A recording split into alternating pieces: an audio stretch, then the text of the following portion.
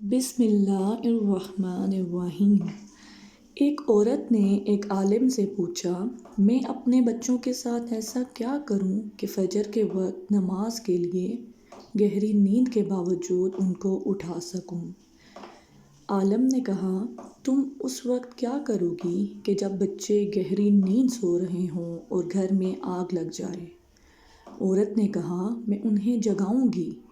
आलिम ने पूछा, उनकी नींद गहरी हुई और वो ना उठे तो औरत ने कहा, अल्लाह की कसम मैं उन्हें गर्दनों से पकड़कर घसीटते हुए आग से बचाकर बाहर ले जाऊंगी।